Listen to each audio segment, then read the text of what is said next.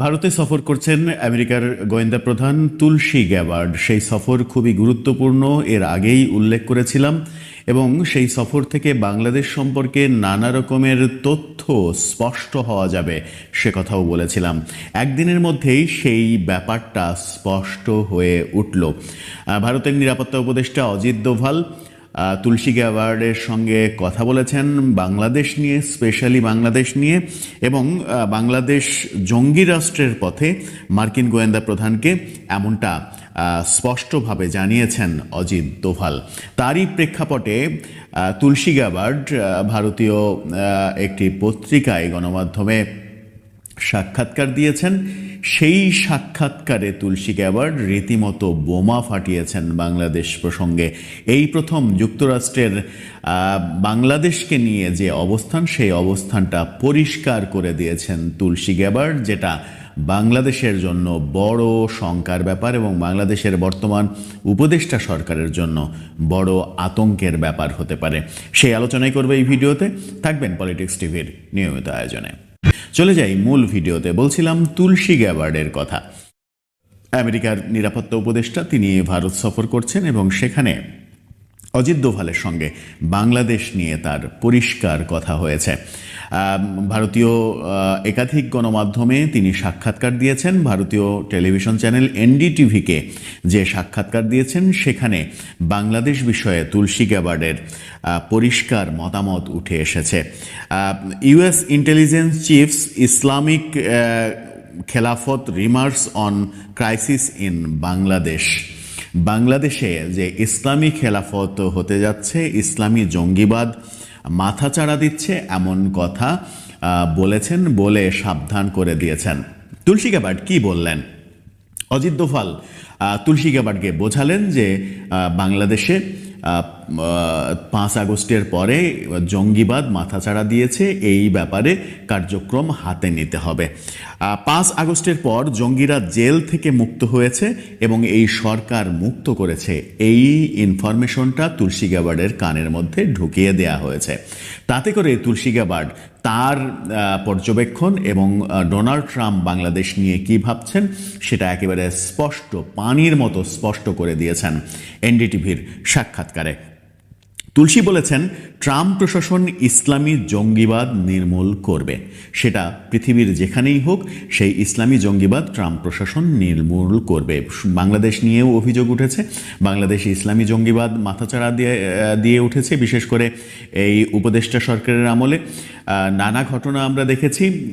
Jail থেকে জঙ্গিরা মুক্ত হয়েছেন, বহু মার্ডার কেসের আসামি মুক্ত হয়েছে, এবং যে সকল জঙ্গি আসামিরা বিদেশে পালিয়েছিল তারাও বীর দর্পে বাংলাদেশে ফিরেছে। এমনকি যুদ্ধাপরাধের দায়ে ফাঁসির দণ্ডপ্রাপ্ত আসামিকেও বাংলাদেশে ফিরতে দেখা গেছে। সেখানেই আমেরিকার আশঙ্কা। তিনি বলেছেন, বাংলাদেশ সরকারের সাথেও এই ব্যাপারে আলোচনা শুরু করেছে যুক্তরাষ্ট্র প্রশাসন। অর্থাৎ বাংলাদেশকেও এই যুক্তরাষ্ট্রের যে ভাবনা, সেই ভাবনা ইতিমধ্যেই বাংলাদেশ সরকারকে স্পষ্ট করে দেয়া হয়েছে। আমেরিকা বাংলাদেশ সরকারের সঙ্গে বাংলাদেশ সরকারকে জঙ্গিবাদ বিষয়ে এরই মাঝে সতর্ক করে দিয়েছে বলেও তুলসী গ্যাবার্ড পরিষ্কারভাবে এনডিটিভিকে বলে দিয়েছেন। তার মানে আমরা কিছুই জানতে পারিনি, আমেরিকা তলে তলে এই সরকারকে জঙ্গিবাদের উত্থান বিষয়ে সতর্ক করেছে। যদি তারা সতর্ক না হয় তাহলে আমেরিকা তার পদক্ষেপ নেবে। বাংলাদেশে ইসলামী খেলাফতের চেষ্টা হচ্ছে বলে তুলসী গ্যাবার্ড একেবারে স্পষ্ট মন্তব্য করেছেন। এরকম আশঙ্কা আমরা অনেক আগে থেকেই করছিলাম। আমরা 32 নম্বরে যখন মব হতে দেখি, তখন সেখানে আইএসের পতাকা উঠতে দেখা গেছে। নিষিদ্ধ সংগঠন হিজবুত তাহরিরের মিছিলে আইএসের পতাকা দেখা গেছে। বিভিন্ন জায়গায় আইএসের পতাকা উঠেছে। বাংলাদেশে হিজবুত তাহরির সহ অনেকেই ইসলামী খেলাফত প্রতিষ্ঠার চেষ্টা করছে, যেটা বিশ্বব্যাপী ইসলামী জঙ্গিবাদের অন্যতম একটা রূপরেখা, এমনটাও তুলসী গ্যাবার্ড বলার চেষ্টা করেছেন। বলেছেন, বাংলাদেশ নিয়ে উদ্বিগ্ন এই মুহূর্তে আমেরিকা বাংলাদেশকে নিয়ে উদ্বিগ্ন, সেই কথাও এনডিটিভিকে তুলসী গ্যাবার্ড স্পষ্ট করেছেন। বলেছেন, সংখ্যালঘু নির্যাতন এবং জঙ্গিবাদ বাংলাদেশে উদ্বেগের বিষয়। ট্রাম্প ইসলামী মৌলবাদের উত্থান বন্ধে একেবারে বদ্ধপরিকর, এই হুঙ্কারও তিনি দিয়েছেন যে পৃথিবীর যেখানেই হোক, সেটা শুধু বাংলাদেশেই নয়, পৃথিবীর যেখানেই হোক ইসলামী জঙ্গিবাদ যদি মাথাচাড়া দেয় তাহলে সেটা বন্ধে বদ্ধপরিকর ডোনাল্ড ট্রাম্প। মোদি এবং যুক্তরাষ্ট্র, মজার যে তথ্য, সব থেকে গুরুত্বপূর্ণ যে তথ্য, যে আলোচনাটা অনেক দিন থেকেই হচ্ছিল যে নরেন্দ্র মোদি ডোনাল্ড ট্রাম্পকে কনভিন্স করতে পারবেন কিনা। এর আগে আমরা দেখেছি নরেন্দ্র মোদির আমেরিকা সফরে তুলসী গ্যাবার্ডের সঙ্গে তিনি মিটিং করেছেন এবং ডোনাল্ড ট্রাম্পের সঙ্গে মিটিংয়ে সরাসরি সাংবাদিকদের যে প্রশ্ন, সেখানে ডোনাল্ড ট্রাম্প বাংলাদেশের দায়িত্ব তার বন্ধু নরেন্দ্র মোদির হাতে ছেড়ে দিয়েছেন। সেই কথাও তুলসী গ্যাবার্ড স্পষ্ট করে দিয়েছেন যে নরেন্দ্র মোদি এবং যুক্তরাষ্ট্র একজোট হবার ব্যাপারে একমত হয়েছে। অর্থাৎ এই যে বাংলাদেশ বিষয়ে, বাংলাদেশে জঙ্গিবাদের উত্থান, বাংলাদেশ সরকারের নির্লিপ্ততা, এই ব্যাপারে যুক্তরাষ্ট্র এবং নরেন্দ্র মোদি একজোট হয়েছেন।